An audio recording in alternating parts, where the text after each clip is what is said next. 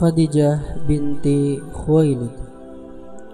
Kali ini kita bersama bintang pertama di antara gugusan bintang nubuwah. Kita bertemu simbol kesucian, sikap menjaga diri dan ketakwaan. Bersama bunga yang semerbak mewangi hingga memenuhi segala penjuru alam dengan keharuman iman dan pengorbanan. Bersama orang pertama dari kalangan kaum wanita yang beriman kepada Allah Subhanahu wa ta'ala. Orang pertama yang sholat berjamaah bersama Rasulullah sallallahu alaihi wasallam. Orang pertama yang mendapat kabar gembira surga di antara istri-istri beliau. Orang pertama yang mendapat salam dari Rabb. Wanita jujur pertama di antara kaum mukminah. Istri pertama Nabi Muhammad sallallahu alaihi wasallam yang lebih dulu meninggal dunia.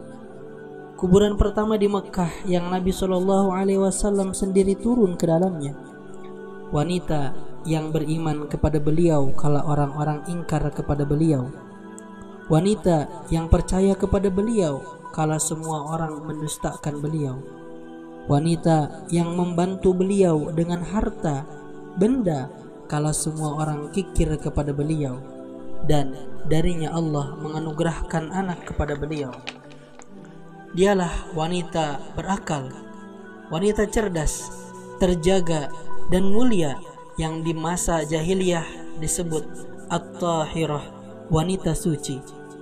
Lantas, bagaimana halnya setelah berada di bawah naungan Islam? Dialah tempat Nabi SAW bernaung. Ia membela dan mendukung segala faktor kebahagiaan dan kenikmatan untuk beliau. Ia membantu beliau di saat-saat ujian paling sulit mendera.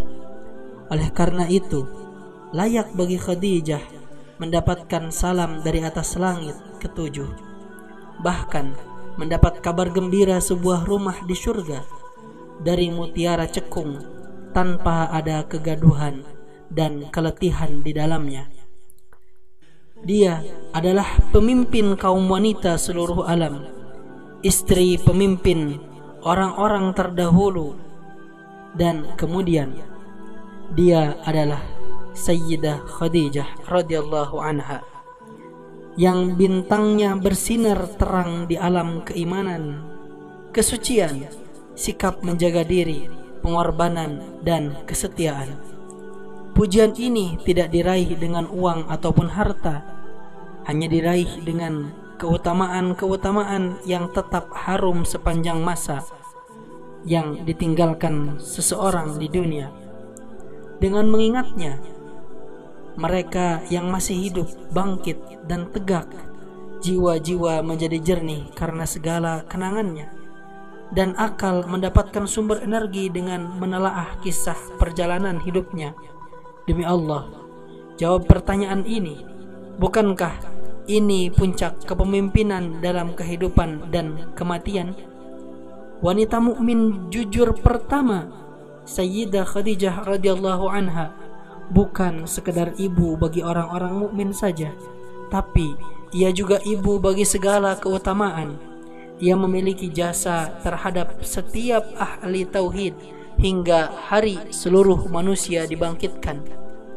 Lantas, bisakah kita memenuhi sebagian dari hak ibunda kita ini? Demi Allah, kisah-kisah Sayyidah Khadijah radhiyallahu anha adalah obat hati, pembersih akal dari segala kotoran dan aib. Juga teladan pada zaman di mana seluruh teladan nyaris lenyap. Menelaah kisah perjalanan hidupnya akan menghidupkan hati. Dengan menapaki jejak-jejaknya, kebahagiaan akan diraih. Dan dengan mengenali segala keutamaannya, akan mendorong untuk meneladani sifat-sifat baik, prestasi dan tindakan-tindakan baik. Untuk itu, mari bersama mendampingi sosok ibu paling agung di dunia ini dengan hati, agar kita tahu nilai kedudukan dan posisinya di hadapan Allah Subhanahu wa ta'ala dan Rasulullah sallallahu alaihi wasallam. agar kita mendapatkan sirah nan harum yang akan kita persembahkan kepada para istri, anak-anak, perempuan, saudara-saudara, perempuan, bahkan kepada ibu-ibu kita. Mari kita mengharumkan hati dengan kisah perjalanan hidupnya yang penuh berkah.